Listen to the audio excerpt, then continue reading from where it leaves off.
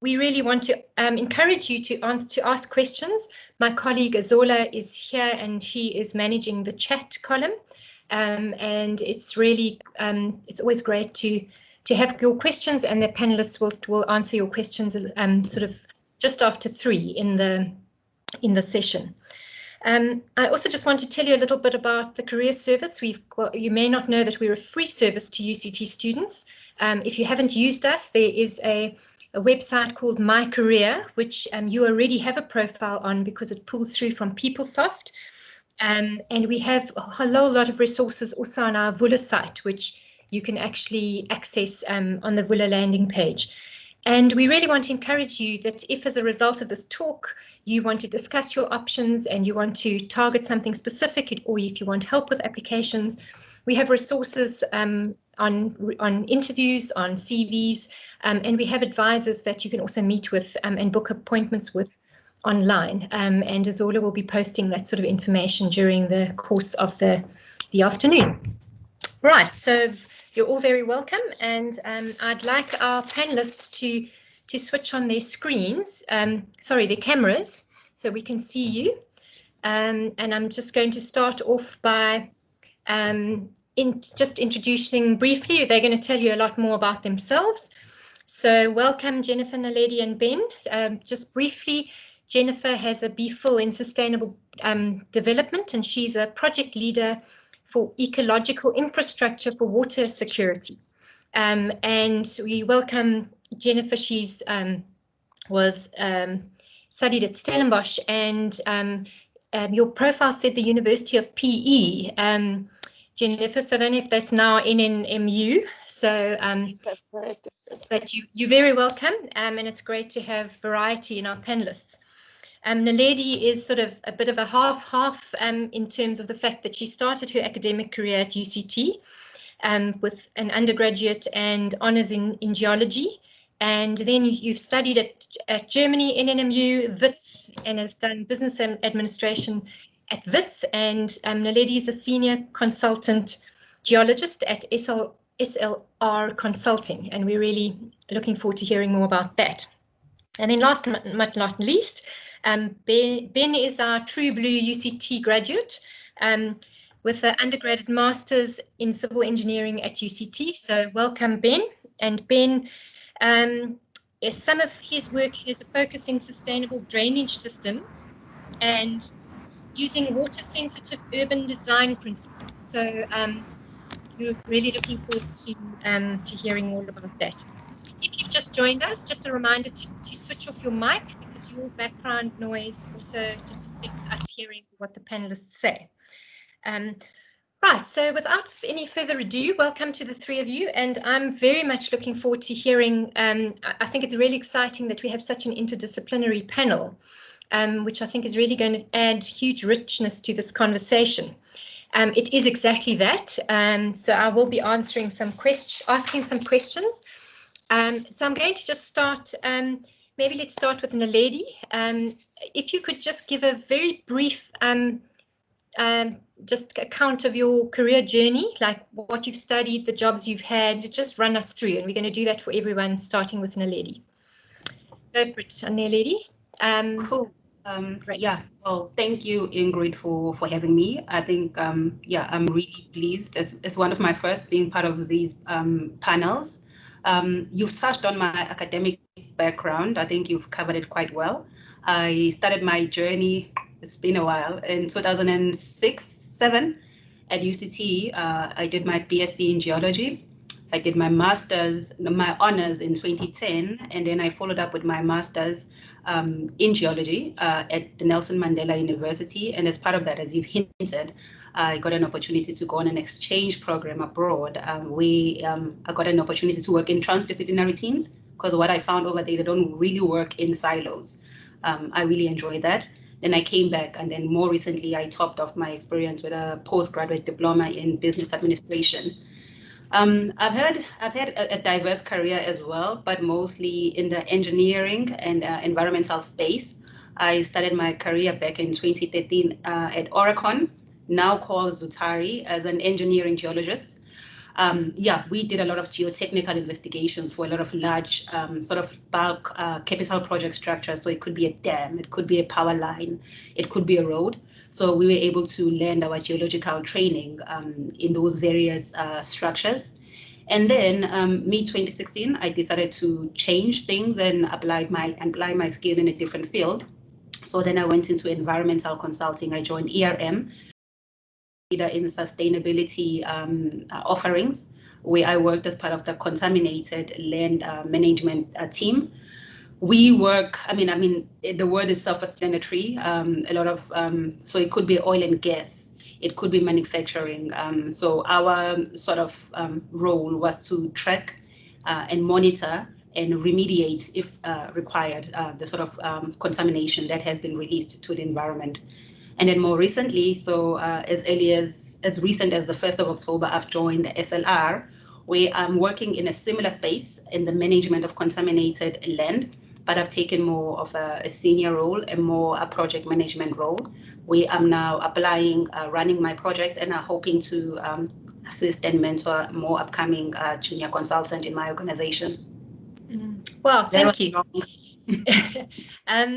Just very interesting, just you're touching on the fact that, in Germany, they don't work in silos. But I mean, I think from, our panel, interdisciplinary is the way to go. Ben, I wonder if you could take us through, the things that you've studied or concentrated on, and then your working journey. Hi, Ingrid. Thanks for that, and thanks for having me on this panel. It's exciting to be a part of this discussion.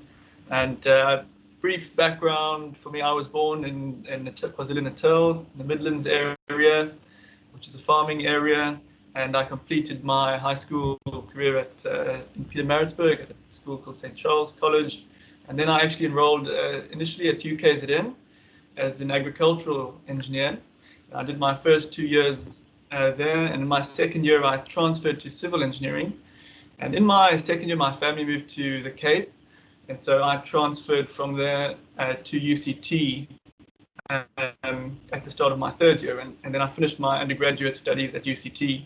And after that, I carried on reading my master's in science with a focus on sustainable urban water management. And was fortunate to be funded by the Harry Crossley Foundation and the NRF, which were very generous, and it was great to be a part of that.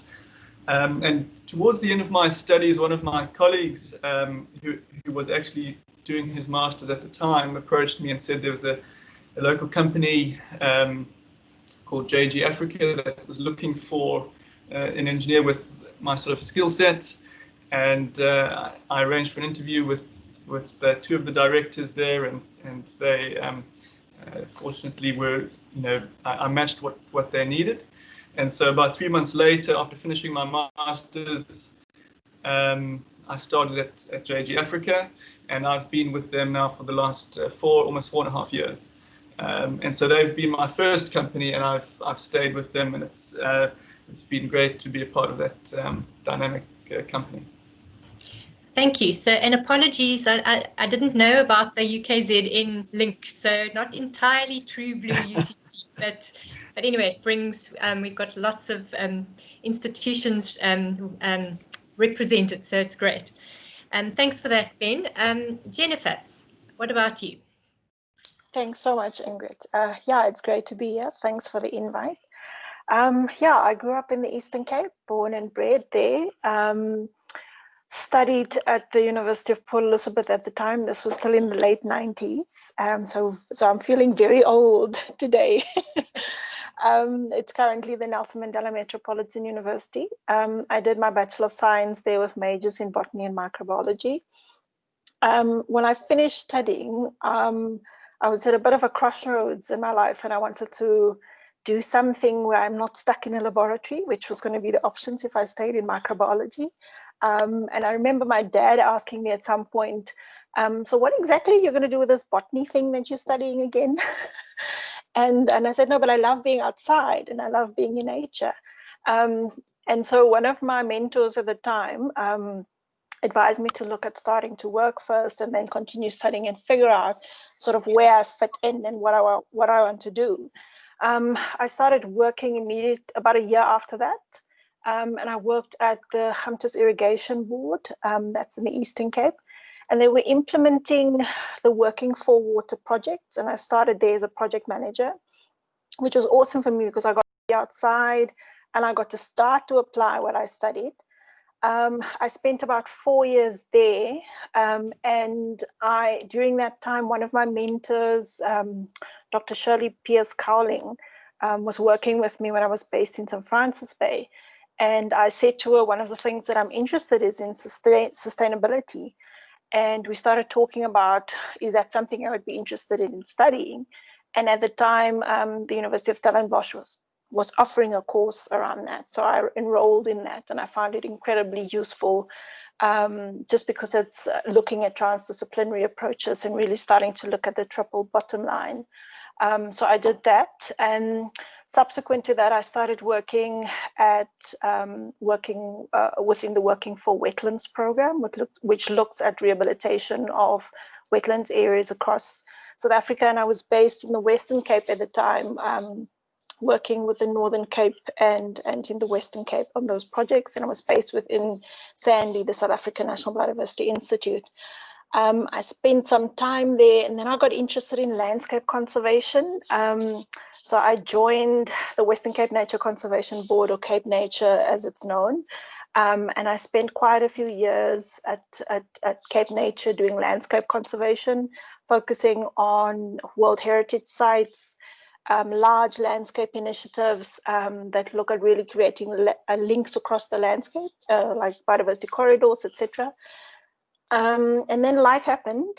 I got married and my husband got a job in KwaZulu-Natal. So we moved to KZN, and I quit my job and I actually started doing some freelance consulting. And then I did that for about 2 years, and then the project management bug bit me again. And I saw this opportunity with the South African National Biodiversity Institute again to lead a project on investment in ecological infrastructure for water security. And so I took that up in 2018, and I'm still with SANBI doing that work. So I'm up in Pretoria now. So it's been a bit of a traverse across the country, but it's been an amazing ride thus far. Thanks, Ingrid. Wow. So I'm just amazed at the wealth of experience between the three of you. And Ben, don't feel bad about, having not that much work experience, because I think that's also very useful for students to have your insights as someone who's relatively, young in your working career. So I'm going to start with you. And I just, for each of you, for this question, could you just give us a very short summary of what your organization does? And then what your role is. So, Naledi and Jenifer, you've mentioned project management a lot, and I think it would be quite good to know what that actually entails. And Ben, I'm also very interested to start with you to know, what is it exactly that you do in your job? What's your role? So starting with Ben.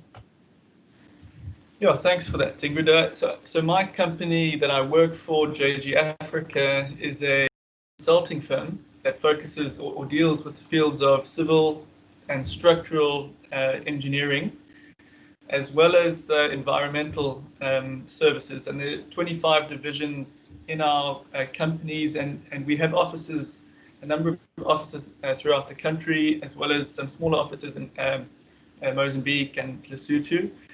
And we were established in 1922, so it's nearly 100 years of consulting services. It's an established company, and with the core values that really drive JG Africa is experience, quality, and integrity, and that's sort of the driving force that we try and provide for our clients. So my role within JG Africa is to provide technical assistance to two divisions. The first division is municipal infrastructure, and that's managed by 3 professional engineers with a lot of experience. And municipal infrastructure is really the backbone of our economy. And we do a range of engineering design work, where we look at providing services for water supply, wastewater management, stormwater management, solid waste management, as well as interfacing with roads, transport systems, parking areas, anything to do with municipal infrastructure as a whole. And what's also related in this division is managing that infrastructure. So we'll write engineering reports, feasibility studies, do network modeling on various systems, and we also provide a project management role within the projects that we get involved with, and that involves planning, project planning, economic analysis, risk assessments. We do contract documentation and procurement, contract administration, budgeting and costing. So that's sort of the role I play within municipal infrastructure.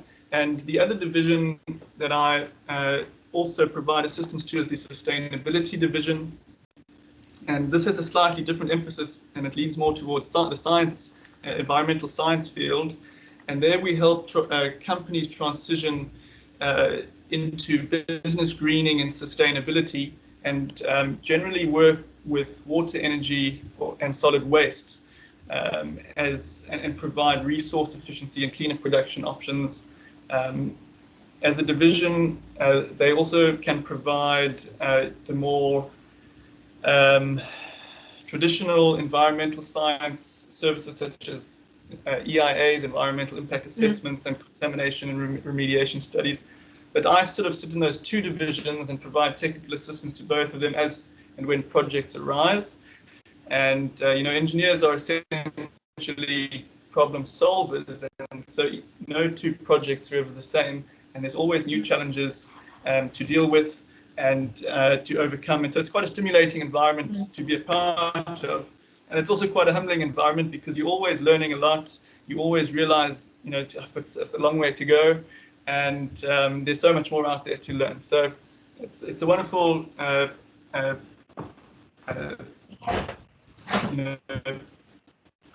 field to be involved with. Thank you. Don't worry, Naledi, I haven't forgotten about you. I do try to sort of like change around who goes last. So Jenifer, could you give just a brief outline of SANBI and of your role there? Thanks, Ben. Thanks so much, Ingrid. Yeah, so I work for the South African National Biodiversity Institute, and that's a statutory institution, and it's established in terms of the National Environmental Management Biodiversity Act. And we report, the South African National Biodiversity Institute reports to the Board of Directors and to the Minister of Environmental Affairs. So essentially, as an organization, we've got different segments. At its core, what we do is we really look at developing the foundations of biodiversity, so really taxonomy, collections, maps, classification systems, etc. And building on that, we then look at how we do assessments, so status reports, trends, monitoring, modeling as well. And then the area of work that I sit in, where my project management fits in, is around that science policy into action or into practice interface, which is really about influencing information, planning, policy advice, developing models and tools. So essentially, that's the bit of our organization that I work into. My role is a project leader within a donor-funded project. So one of the ways in which our organization implements quite a lot of its work as well is through donor-funded projects. And we use that as an opportunity to really support work that we're doing in the organization. So the work that I'm currently doing, my role in that is to really lead implementation of a big programmatic body of work, which looks at investing in ecological infrastructure for water security. And that's split into 3 components of work that are quite intertwined, which looks at creating an enabling environment for the integration of ecological infrastructure into the water value chain. And then a second body of that work looks at how we apply policies, and tools at the level of implementation. So working into demonstration catchments. We work in KwaZulu-Natal in the organic catchment, and we work in the Western Cape in the Berg and the Breede catchments. And we've got a third component of work that we're leading within this project, and that specifically looks at social learning and knowledge management. So reflecting on the how we do the work. As much as we might know what we need to do, there's a real need to understand how we engage with stakeholders, how we generate knowledge, as well as how we then put that together and evidence that work. So in essence, that's my role within SANBI. I'm also currently playing a lot of a project management role into other areas, but also as a project developer, working into a lot of these big donor-funded projects, the Green Climate Fund, other GEF projects. Yeah, so that's in a nutshell my role. Thanks, Ingrid. Yeah, thank you. Very, very interesting. I'm very, when I hear what you're doing, and I'm sure we're going to say the same with Naledi, it's just great to know that there are people looking after water in our land that is so water scarce, and where water is such a precious resource. So Naledi, you talked about contaminated water, and I know you've only been in your new role since the 1st of October. So if you'd like to reflect on your previous role, you're welcome. But maybe tell us about your new company as well, and what you do there, and what the company does. Cool. Yeah. So I work, as I mentioned, I work for SLR Consulting. It's one of the leading consulting firms with an offering in both environmental and engineering services. We have a footprint in about 5 continents, and we have 90 offices across the board, and we're still growing. So it's quite exciting, because even through lockdown, I mean, I was onboarded after COVID, so it's nice being in a positive space where there's still growth, even during these hectic times. And then we have broadly divided the sectors that we operate in. So oil and gas is really our bread and butter. We also service industry, so it could be manufacturing plants. We're going with zoning in a lot as well in power. Yeah, and then we also slowly bringing in the built environment, given that we have a lot of engineering competency. I sit in the land quality and remediation team, as I mentioned, which deals with a lot of management and remediation of contamination, land, soil and groundwater. My team is comprised of geologists, hydrogeologists, engineers, geotechnical engineers, and a lot of social sciences as well. My actual role, I think it's actually divided into 3. So it's actually the project delivery, the project management, and then there's a business development aspect to it, and then now there's a leadership component into it in terms of the project management. So I get a number of sites either allocated to me, or I tender for those sites, and then the client chooses, hopefully selects us. And then in each site, essentially, you develop a conceptual site model. So you identify potential sources of contamination. You identify potential receptors. So that could be human beings, it could be the environment, it could be groundwater, it could be surface water. So you identify those potential receptors, and then you delineate pathways from which the source could get to the receptor, and then based on that you work out the risk profile of the site, and then obviously that informs the client's investment strategies in the site, which site they prioritize, where do they spend their money. So that is the first step in terms of managing in the project management aspect, and then there's the things like appointing the subcontractors who are actually going to run with the work. There is things like resourcing internally, looking for the right people with the right skills to form part of the project team. So those are just the bits and bobs of the project delivery aspects. And then there's a second leg now, which I've already alluded to, which is business development. So that is writing proposals, now actually client facing, trying to leverage of what some of our other team members are doing, people that sit in other divisions are doing, and trying to approach clients and presenting what our services are, and then winning work that way. And then lastly, I think an important one and a new addition to what I'm doing now is leadership. So I do have a couple of more junior people who are sitting in my team and specifically servicing the clients that I work with. In a nutshell. Sure. Yeah. Well, so I know it was quite a sort of a challenging question because you guys do so much. But in some way, staying with your jobs, in all of your responses, you sort of alluded to some of the skills that you are practicing. So I want to just ask that you name just a few of the skills that you use in your job, and maybe some of the ones that you didn't expect or that you didn't actually learn through your academics. So Naledi, let's just start with you, and Jenifer second, and then Benjamin third. So just mentioning some of the skills that you use. I think it's quite a challenge sometimes when you're at university and you're in your academics, to understand that there are so many skills that you're actually going to use that you don't necessarily meet in your academics. So I think this is really important information for our students to hear. Go for it, Naledi.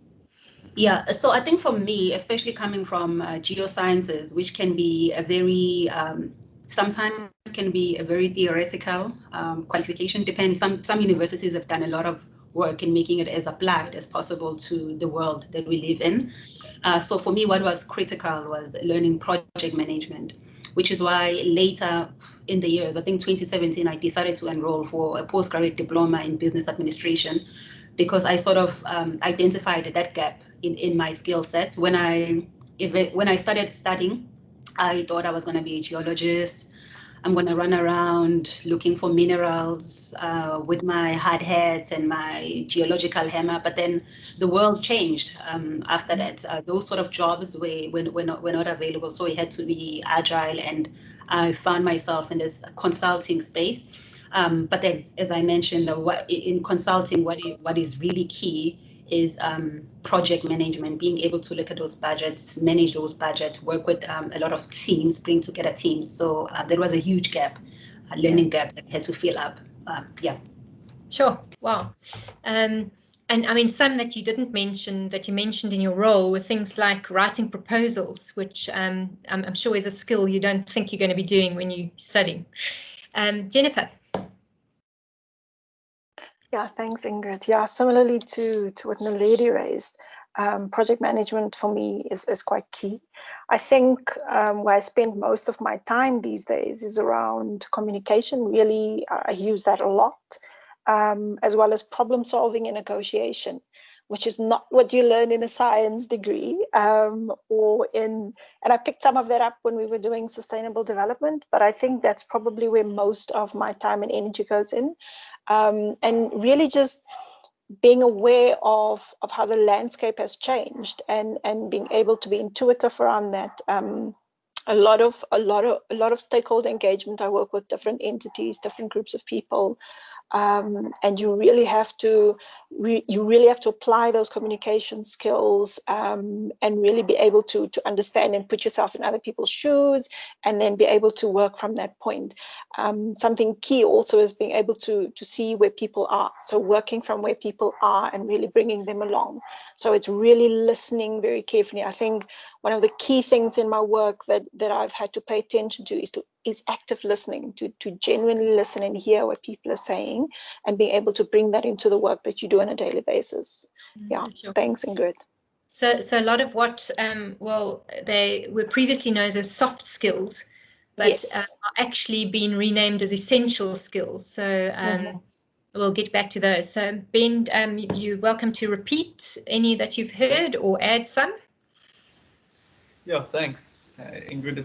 It's a good question, and as you mentioned earlier, not always what you anticipated as being important as you thought during your studies. But as an engineer, you need a sound foundation in mathematics and scientific and IT skills, which really form the platform to build on. And then you need the ability to think quite methodically and to order your thoughts carefully. And problem solving skills which arise all the time, the ability to work under pressure and meet deadlines, stay within budgets and make difficult decisions and judgment calls, often under quite a tight time pressure. And management skills, as Jenifer and Naledi also alluded to, are so important. Communicating with your team is so critical during a project, and you can have your contract document and all your protocols, but if you don't have a good up-to-date communication style and connection with your team, and that involves your clients and in our case the contractors who are installing the things we build, and any interested and affected parties, if you don't interface with them enough, it can really lead to disastrous effects. And so communication is so key. You need to be able to also take responsibility for your decisions that you make and stand on that, and motivate or justify why you made certain decisions often. And there's also an ethical responsibility as well. We designing systems and installing and implementing projects, and we need to stay within regulatory and legal parameters, and make sure we're not just meeting the technical requirements, but the ethical and legal requirements as well. So a lot of soft skills, as you mentioned earlier, are needed on an ongoing basis. And most of your time is actually spent using and utilizing those skills and developing those skills, which have to be built on a solid technical foundation that you learn at university. Great. This is a question that's related, that anyone can answer of the three of you.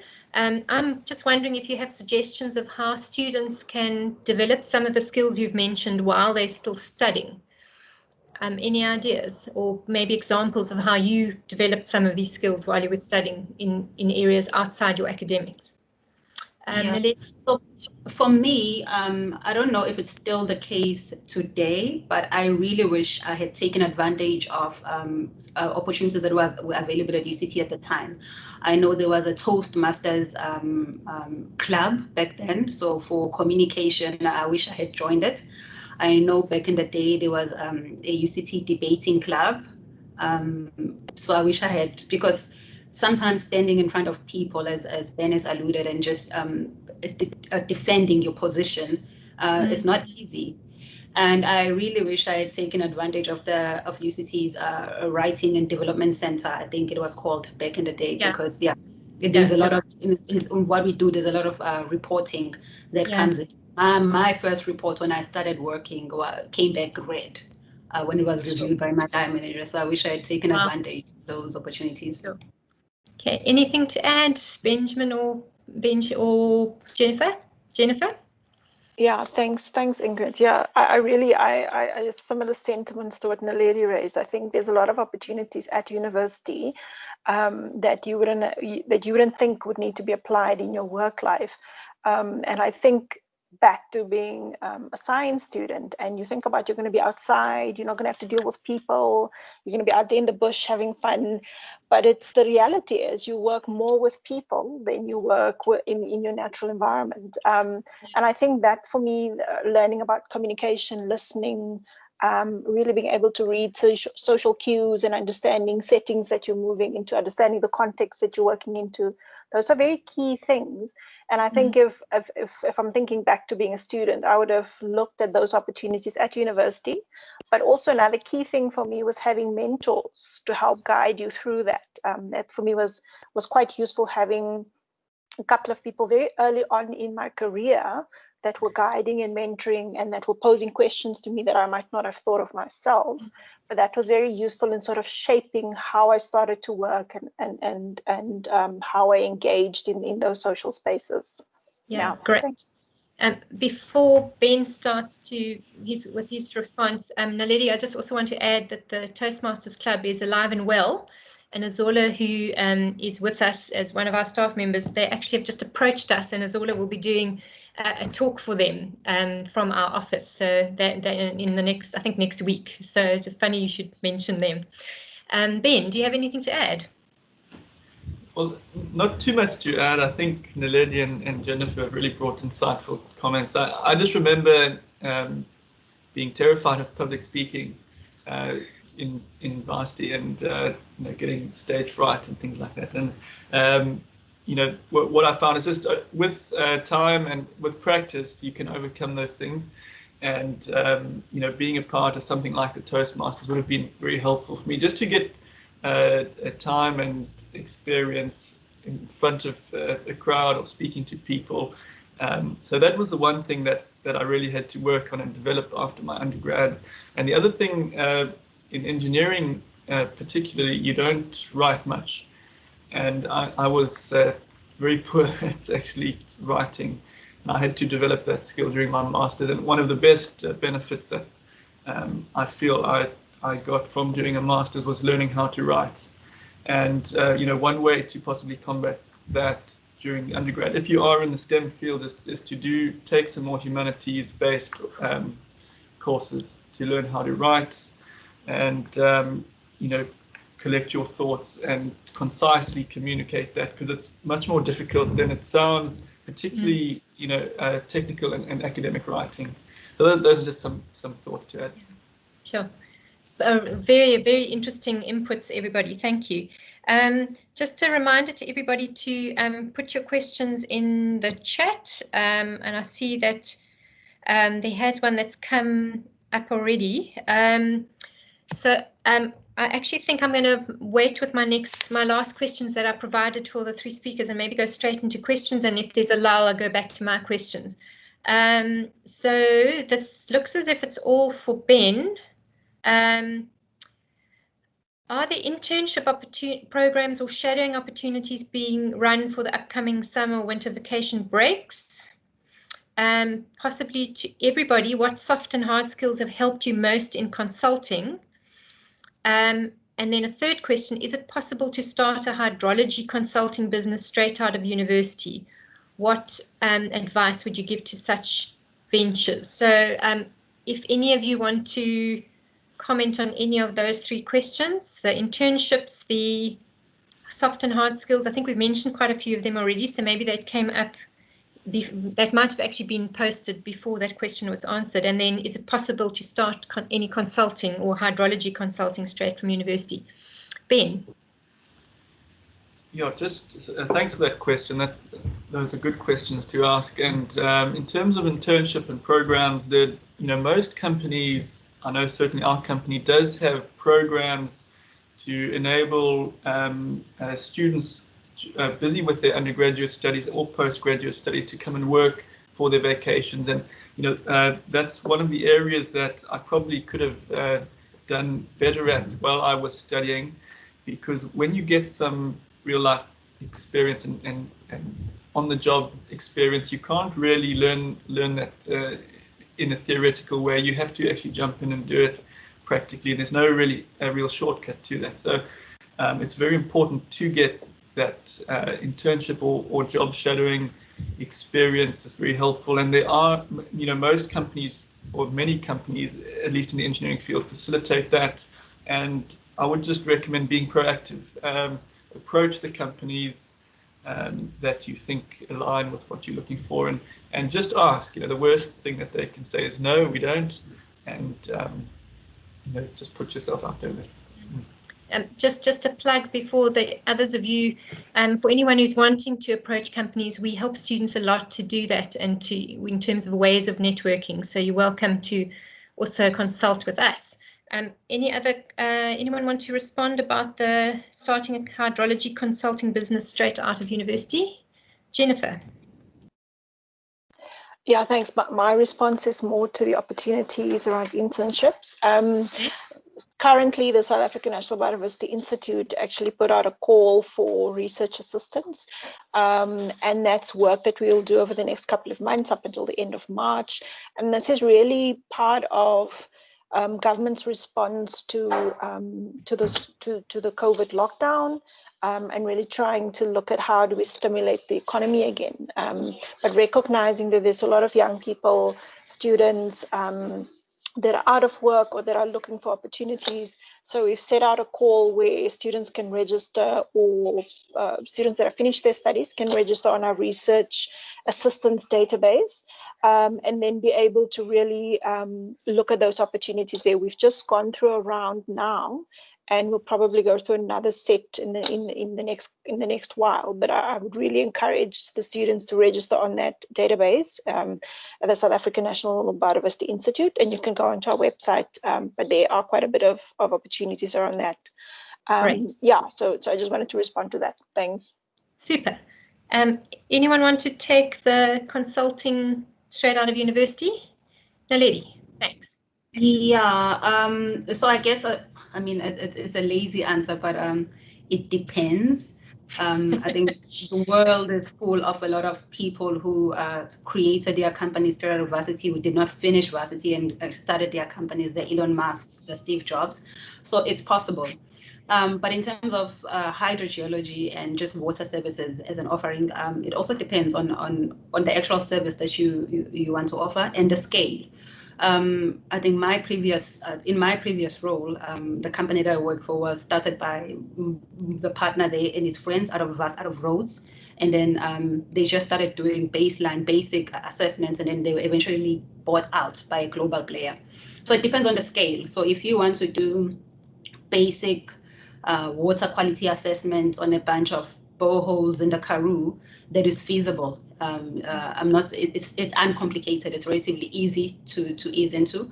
But then now, if you want to understand the hydrological system in a fuel terminal, I don't know, in Island View in Durban, it's a much more complex system where you might need a lot more support from other disciplines and might need more a higher capital investment.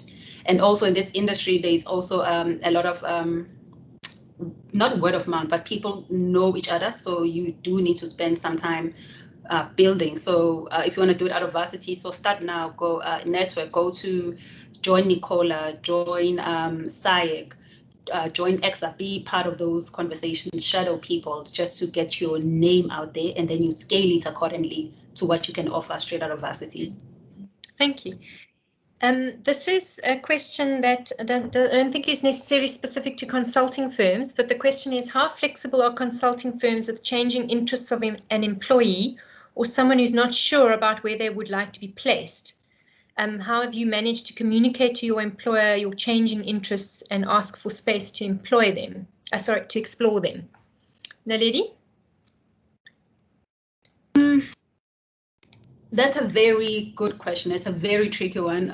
Most consulting firms claim to have it. They claim to have this flat structure where you can sort of navigate across different teams, across disciplines. I think engineering firms have done it well. Where I worked, people from graduate level could start in the geotech team and go work in the transport team and go work in water services. So their graduates were able to rotate and see where they fit. We have found that to be lacking in the sort of environmental space. Maybe I'm really speaking of the two organizations that I've been part of, where people are really siloed. So you either working with the EIA, the Environmental Impact Assessment team, from the get-go, from when you walk in, and that's where you sit. Or you sort of work where I work with the land quality and remediation, or you work in air quality. So I think some sectors have done well. I think engineering has, as I've said, has done brilliantly. There's still a lot of room to grow. But then I think the key, as I'm sure my other fellow panelists will echo, is just being very transparent from the get-go. When you get in, it won't be easy, but just be very transparent from the get-go. Any other? Just put your hand up, Jenifer or Ben, if you want to add, Ben. Yeah, thanks, Ingrid. I think it's probably quite firm specific. From discussing this exact question with some of my colleagues who've gone to different firms and companies, it depends a lot on the management structure of each firm, and some probably do better than others. As Naledi mentioned, it does work quite well within engineering fields, where a lot of my colleagues in my company have been at 2, 3, 4 different divisions, even in the last 3 or 4 years. So, trying out their hand in slightly different divisions to see what they prefer and what kind of work they enjoy, because you don't often know until you try. And often it takes, again, being quite proactive, and if the management doesn't know that you're looking to try a different division, they won't necessarily approach you and ask you that. So just telling them what you need, and this often falls back to how strong the company is at mentoring the particularly younger staff. If there's a good mentoring structure, then a space is created to have those discussions, and it can be quite awkward and difficult to approach senior management with those kind of questions, and quite daunting. So it's always a good thing for companies, if they can, to facilitate that discussion in maybe a less daunting arena, and to raise your concerns or questions or needs for where your development lies. Yeah. Thanks, Ben. Jenifer, do you want to add to that? Yeah, thanks. No, I'm fully supportive of what Ben just raised around the mentorship aspect. I worked in the Western Cape Nature Conservation Board, and during that period we had the opportunity through the Jobs Fund to have a whole cohort of interns come in as part of the Groensebenza program. And from the start, we wanted to make sure that the team of interns coming in had as wide a range of experience as we could possibly give them. So everything from actual on-reserve management, all the way through some of the programmatic work that we did with wildlife management, all the way through project management. Some of us were working on donor-funded projects, right across into the research areas, scientific services, etc. But I had an intern, and he was a young man, very excited about his work, but he was also not too sure about exactly what he wanted to do. And it was a great opportunity to see him go through all of those experiences and shadowing a lot of my colleagues in the space, and then getting to a sense about what he wants. But what I loved is that he articulated that I'm unsure. And I think that's quite a key thing. Ben touched on it just now, is to really be able to own that and say, I'm still figuring out which exact area I'm interested in. And obviously it depends on the organization or company that you're working into. But I think when you own that and you say, I really am open to exploring other opportunities, I think that's very useful. But that was something that even in my current position, whenever we get new junior staff, and that is my point of departure, I want to expose them to as much as possible, because they might find something that really interests them, and really build on that. Yeah, thanks. Just an observation from me is that most of the skills that you mentioned was not necessarily specific to the field you're in. So in whatever position that a young graduate finds themselves, they're still able to build skills they can transfer into other sort of sections or parts of work. Just that occurred to me while you were saying that. Naledi, is that something to add? Did you have your hand up from previously? Yeah, I probably had my hand up from the previous. Okay, I'll go on to the next question. This is quite a specific one. As someone completing an MPhil in climate change and sustainable development, and coming from a background of psychology and not a science background, how does one go about identifying and applying for companies with multi and interdisciplinary teams, and also looking for those opportunities overseas as well? Any takers?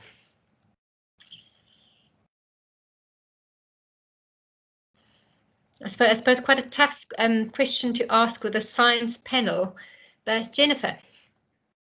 It's very interesting, because one of my colleagues has a background in humanities, but she has developed a skill in the science field to the point where if she didn't tell you she is not a science graduate, you wouldn't believe it.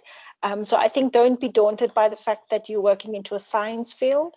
You bring something additional and unique that might not be there, and I think you have to work from your strengths. So if you come from that perspective, a lot of the work that we're working into currently, and I'm thinking about our organization in climate change adaptation, has a strong focus around working with communities and really understanding the context there. So it's about how people adapt. How do you build resilience in those communities? So we've got all of the technical information. We know what the climate change models look like. We know what those scenarios look like. it's how we then take that to the communities and work with those communities where the challenge normally lies. So I think you have a unique set of skills, and your academic background really speaks into that space. So climate change adaptation, I think, is an amazing space for you to look into and to work into. And there's quite a few projects that I'm aware of and other pieces of work that's currently underway in that field. So yeah, don't be daunted by the fact that you're working into a science environment. You bring a unique skill set that's actually quite needed there right now. Thanks. And just to the person who asked that question, we had a panel on my career in the energy sector a month or two ago. And we had a humanities graduate who was very, very involved in writing energy policy. It had a very interesting job. So maybe the person who asked that, email us and we will give you the link to that talk, because there was a lot of, we also had 2 engineers and this humanities graduate, and it was a very interesting conversation. Anything to add, or can I go into the next question? Okay. This person says, hello, everyone. Thank you so much for this informative session. So thank you, panelist, the person who said that. I have questions for all of the speakers. Any graduate opportunities in your firms? Can you take us through your job hunting phase of your career? How did you navigate through it, especially after graduating with little or no experience? So maybe first of all, Jenifer, you have told us about the research opportunities on the Sandview website. But, how did you navigate your own job search? Are you aware of opportunities in your companies? Yeah, so it's always quite important just to check websites and posts on career sites. Thinking back to when I finished university, it was quite daunting, because even the simple task of putting together your CV, and again, it comes back to like really utilizing those opportunities at university with career development, etc., to really look into that. But I think it was quite daunting for me. I was a very shy person, so the thought of sitting in front of a panel for an interview scared me to death. So I really had to look at building that capacity within myself. I think what I would advise is look at what you bring to the table. Ben spoke about something earlier about a unique skill set that he brought that really matched with what the organization that he was going to work into. And I think you really need to work from that, look at what you're good at and really build on that. I think my first job opportunity, I remember sitting across the table from 3 guys. 2 of them were engineers and the other one was a wetland specialist. And it was really daunting, and they were like joking about it. And I think sometimes when you sit on the other side of the table, I sit on the other side of the table now interviewing young people, and I'm really appreciative of the anxiety that they come with. So I think one of the things you just have to do is just to believe in yourself, and the right opportunity will present itself. But I think, yeah, it's a learning curve. So just brace yourself for it, but gather as much information and resources as you can to prepare yourself when you get into that space. Thanks.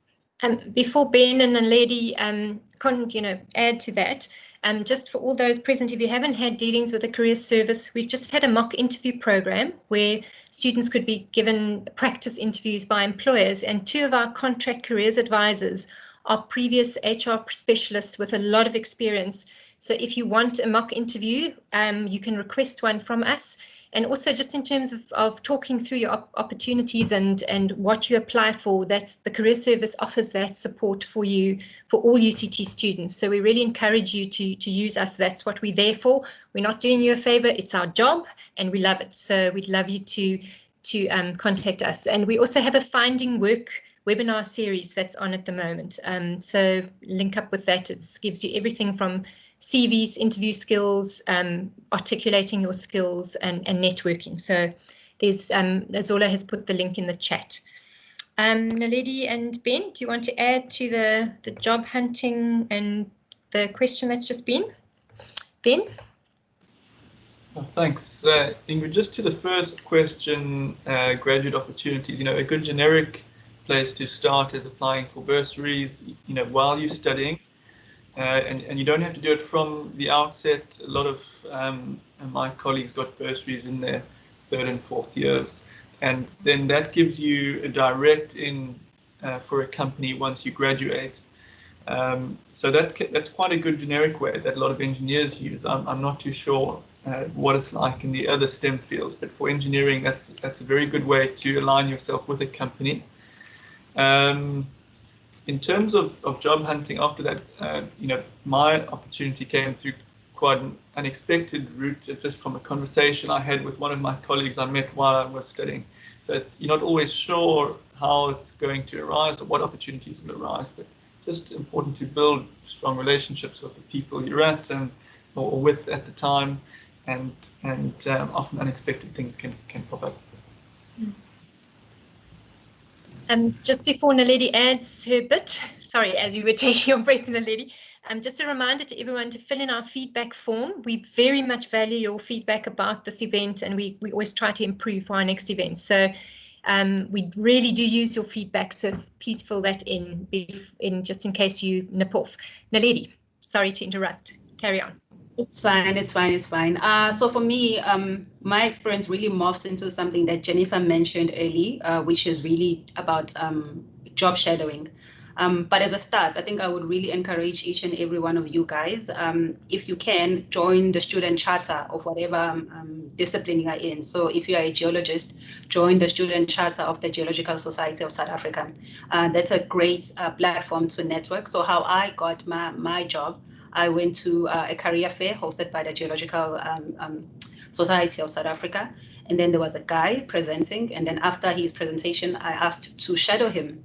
And then I did it for free. So it's not a popular thing to say. So for a week, I would go up to Ninamshand back in the day, down in Cape Town, and I would shadow this guy. I was literally a fly in the wall. What that did for me, it gave me a map of what my career could look like, of what a professional could look like. And then it was an inning, because sometimes people remember people that they see. And the company per se is an engineering firm, but he was able to write up a motivation for me to get a bursary through the program. So just as a start, I think really, if you can join whatever networking platform you can, I think the easiest one is to join the professional affiliation group or whatever space you work in. Go to these social events, job shadow someone, and then that's how I got my foot in the door. And and then from then on, it's really, I think your first job is really the job that you're going to get with your qualification. And then going forward, it's really mostly going to be referrals and people that have worked with you. Thanks, Naledi. There's also a technique called informational interviewing that we have a takeaway sheet on that you'll find on our Vula site, which is sort of job shadowing on steroids. So if someone can't actually have you personally with them, it's sort of interviewing them about their job. And just in terms of networking, we actually found Ben and Jenifer on LinkedIn. And Naledi's also on LinkedIn, and she was recommended by Kevin Winter, who's in the EGS department.